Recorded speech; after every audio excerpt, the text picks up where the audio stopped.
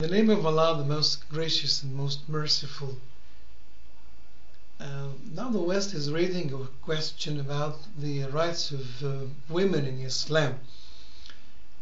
And many of them think that Islam is disgracing women.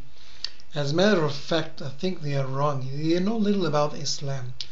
And most of the knowledge they know is wrong knowledge from the mass media, which is, in the meantime, they call it Islamophobia. And when we go to the right sources of Islamic rules and scholars, you see clearly that Islam respects women to a high degree. In the three aspects, Islam respects women, as a matter of fact. And the first aspect is respecting her mind, the second is respecting her soul, and the third is respecting her body. And we think that when respecting her mind, Islam gives a freedom for a woman to think, to be creative, to decide whatever she wants in her life, so long as it's not contradictory to the basis of Islam. And finally, she can reach high ranks in the education and functional and professional training. There is no doubt about this.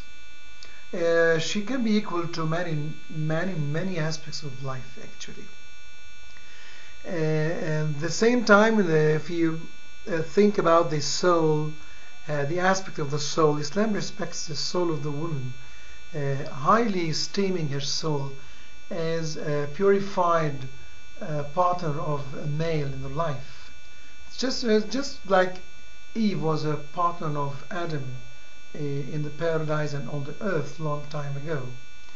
And we think that the woman in Islam has a right in her soul to worship Allah. She should worship Allah. This is a right of Allah on all human beings, equally distributed among males and females, no difference. And there are many verses in the Quran that relays this aspect, and this fact is clear. There is no difference as regard worshipping between male and female. All the rights are equal. They stand on equal grounds in every aspect of life in this way. And the third point is respecting women's body. This is a little bit a sticky point. So we make some difference. Is the right of woman to uncover her body or to cover her body? Islam thinks that by uncovering the woman's body, she is disgracing herself, and that the males are exploiting the woman's body in the mass media and the television and everywhere. But the right way to think about this, Islamic thinking, I mean, is that to cover the woman's body except her face and hands, and in order, according to some scholars, to cover her whole body, including her face and hands. And by this we respect woman's body, and she shouldn't cover any of the parts of the body except for her husband and some others, mahrams, like father and etc.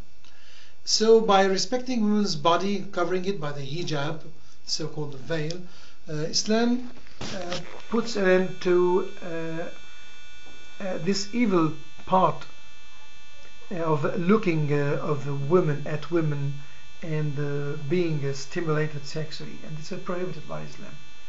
So protecting her body is one aspect that is important, and there are rights for the women equal to the rights of the males that respect the marriage.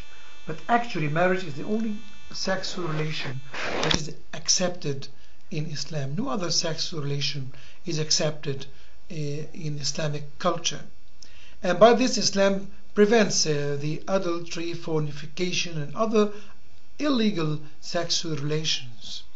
And in this way we are esteeming highly the marriage as a pure relation between male and female, building a family, bringing up your children in a purified atmosphere, preventing illegal giving birth to children, and this is an important aspect in Islam as well. The rights of the woman in Islam, the male should respect her, treating her with love, giving her all the rights, including the financial aspect, because the male in Islam is responsible for the financial building up of a house, giving her the adequate amount of money to give her, for example, dressing, eating, feeding, and other aspects that are important for the daily life. And of course, they share together in bringing up the children. That's an important aspect.